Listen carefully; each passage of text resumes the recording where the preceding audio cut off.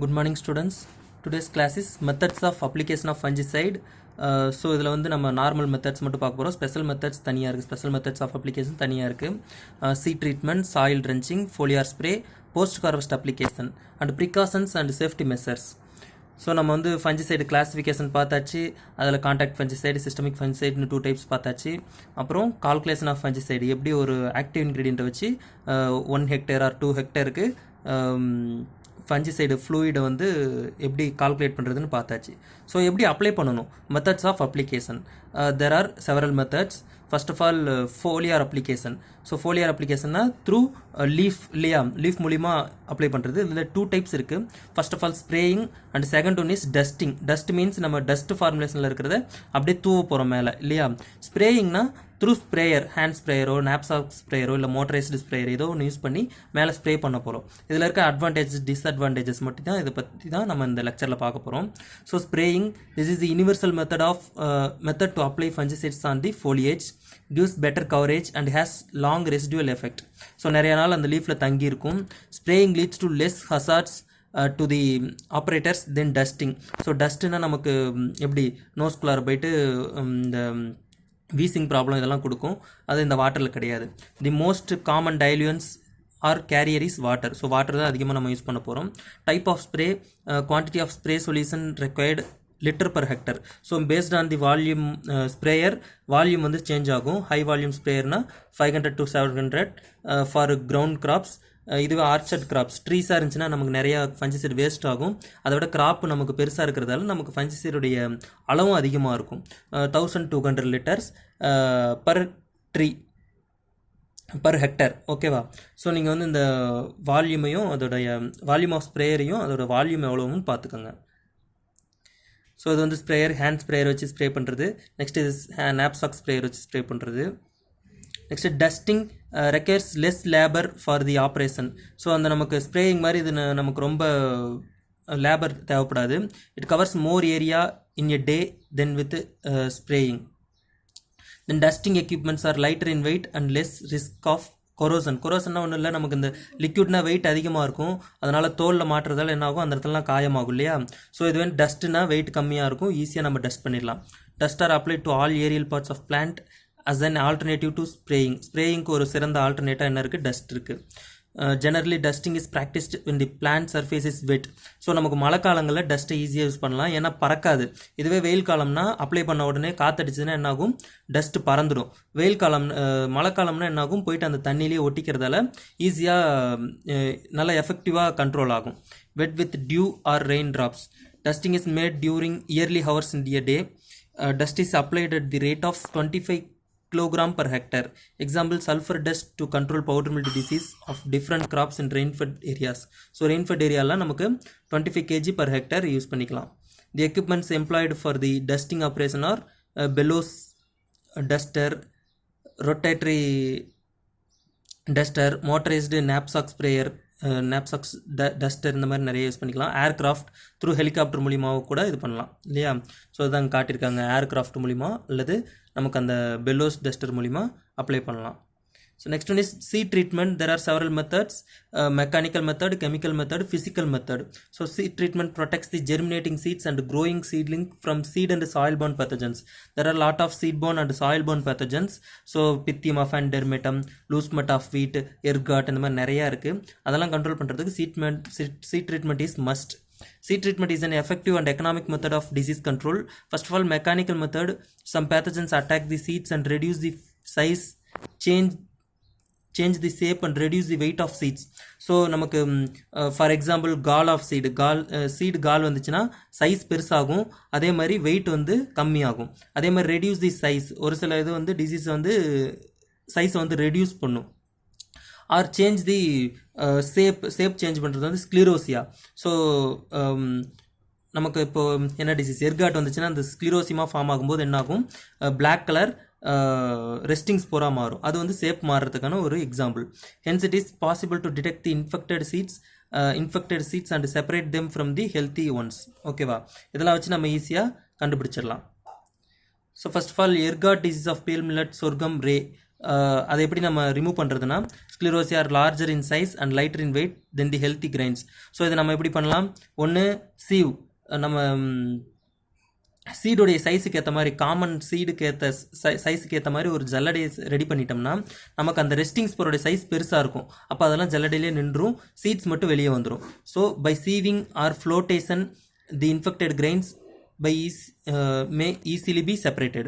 This method is useful to separate Tundu diseased seeds of wheat. So Tundu disease, one of the important disease of wheat, is nothing but gall மாதிரியே இருக்கும். seed உடைய size வந்து பெருசாயிடும். Method of removal of ergots in pale millet seeds: dissolve 2 kg of common salt, sodium chloride, நம்ம வீட்டில் இருக்க சால்ட்டே okay, in 10 litre of water 20% solution 20% solution prepare பண்ணிட்டு அதில் சீடை போட்டிங்கன்னா என்ன ஆகும்னா சீடு ஃப்ளோட் ஆகும். ஃப்ளோட் ஆகிற இன்ஃபெக்டட் சீட்ஸ் ஃப்ளோட் ஆகும். இன்ஃபெக்டட் ஒன்றை ரிமூவ் பண்ணிவிட்டு ஹெல்த்தி ஒன்று நம்ம யூஸ் பண்ணிக்கலாம். ஓகேவா? ஸோ கெமிக்கல் மெத்தட்னு பார்த்தீங்கன்னா சீட் டிஸ்இன்ஃபெக்டன்ஸ் யூஸ் பண்ணிக்கலாம், ஆர் சீட் ப்ரொடெக்டன்ஸ் யூஸ் பண்ணிக்கலாம். அதுக்கு நமக்கு திரம், கேப்டான் நிறைய யூஸ் பண்ணியிருக்கோம் இல்லையா, அதில் பண்ணலாம்.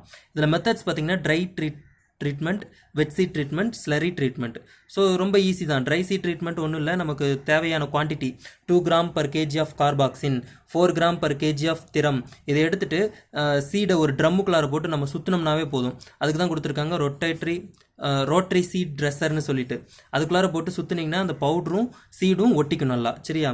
So wet seed treatment is nothing but நம்ம தண்ணியில் ஊற வைக்கிற மாதிரியே சீடை தண்ணிக்குள்ளார கொட்டிட்டு அதில் ஃபஞ்சிசைடை கலந்துட்டோம்னா போதும். ஓகேவா?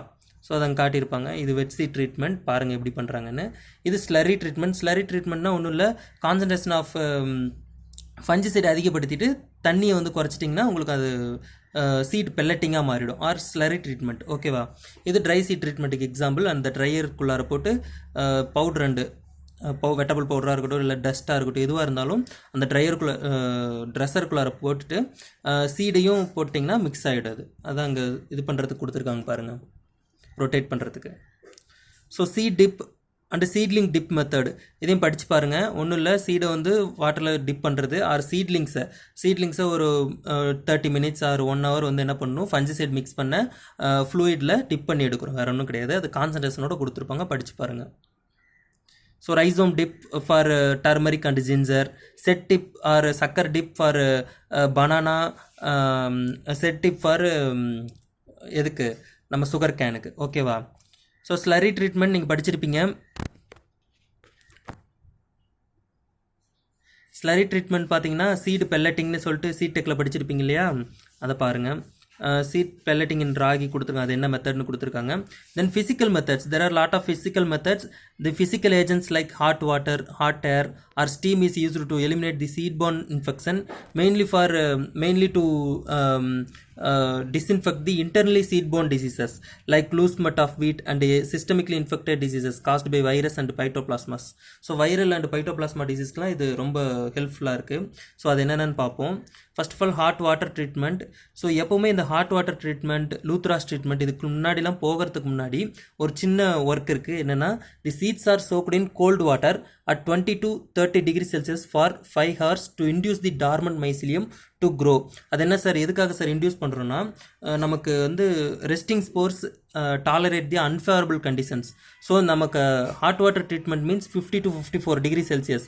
ஸோ அந்த ரெஸ்டிங் ஸ்போர் என்ன பண்ணும், அந்த 50 to 54 டிகிரி செல்சியஸை டாலரேட் பண்ணிவிட்டு நம்ம ட்ரீட்மெண்ட் கொடுத்தா கூட என்ன ஆகும், அடுத்து வளர ஆரம்பிச்சிடும். ஸோ அதுக்கு முன்னாடி நம்ம என்ன பண்ணுறோம், அந்த டார்மண்ட் மைசீலியத்தை என்ன பண்ணுறோம், டார்மன் ஸ்டேஜிலேருந்து வெளியே வர வைக்கிறோம் த்ரூ எது மூலிமா, கோல்டு வாட்டர் ட்ரீட்மெண்ட் மூலிமா. ஸோ இந்த நம்ம ஃபிசிக்கல் ட்ரீட்மெண்ட் போகிறதுக்கு முன்னாடி என்ன பண்ணணும், 20 to 30 டிகிரி செல்சியஸில் கோல்டு வாட்டர் ட்ரீட்மெண்ட் பண்ணணும். ஓகேவா?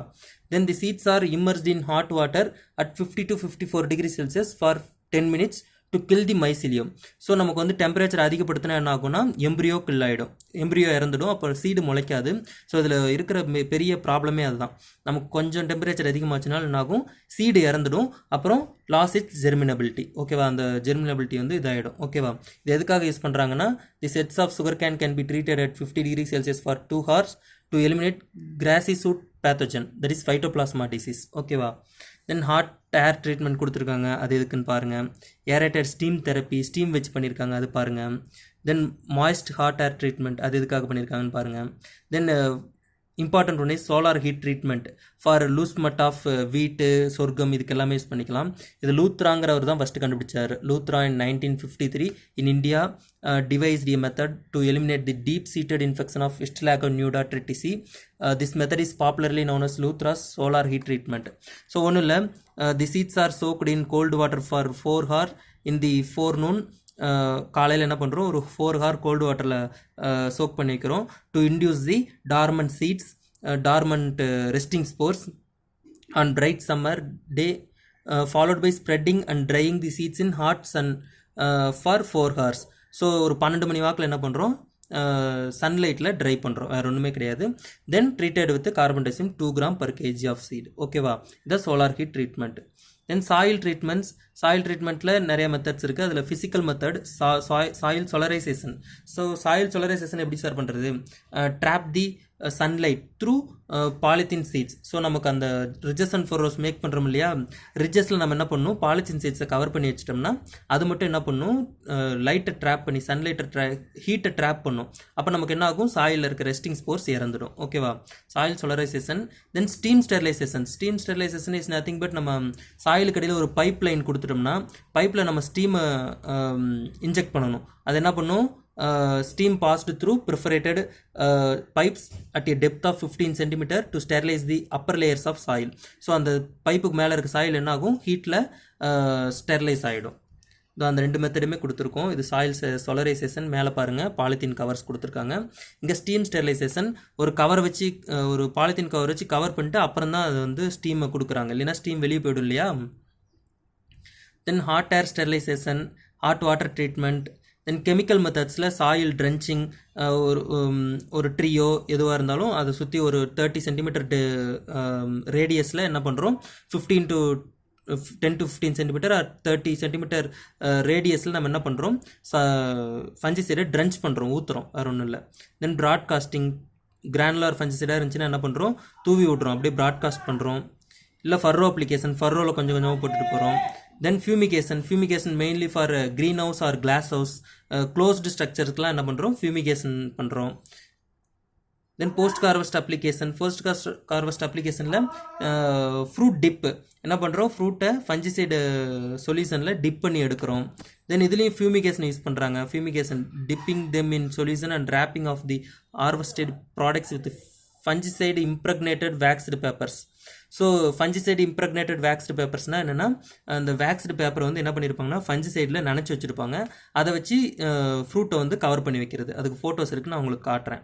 ஃபியூமிகேஷன்னா நமக்கு அந்த பர்டிகுலர் வேர் ஹவுஸ் இருக்கு இல்லையா, அந்த வேர் ஹவுஸில் அந்த ஸ்டோர் ஹவுஸில் ஃபியூமிகேட் பண்ணுறது வித் தீஸ் கெமிக்கல்ஸ். இந்த கெமிக்கல்ஸ்லாம் படித்து பாருங்கள் என்னென்ட்டு. So dipping the fruits in fungicidal solution, அது உங்களுக்கு நார்மலாக தெரிஞ்சது தான். ஸோ இதை ரேப் பண்ணாமல் இருக்கிறதுல நமக்கு இந்த பெனிசிலியம், ஆஸ்பெர்ஜிலஸ் அப்படிங்கிற ஸ்டோரேஜ் டிசீஸ்லாம் நிறையா வரும். இதுவே இந்த மாதிரி ரேப் பண்ணிட்டோம்னா வராது. ஸோ சேஃப்டி மெஷர்ஸ் நிறையா கொடுத்துருக்காங்க, அது என்னென்னு படித்து பாருங்கள், உங்களுக்கு புரிகிற மாதிரி தான் இருக்கும். During mixing and application of fungicide என்னென்ன பண்ணணும்னு கொடுத்துருக்காங்க. Next after application of fungicide என்னென்ன பண்ணணும், அந்த யூஸ் பண்ண பொருள்லாம் எப்படி டிஸ்கார்ட் பண்ணுறது அதை பற்றிலாம் கொடுத்துருப்பாங்க, பாருங்கள். So thank you.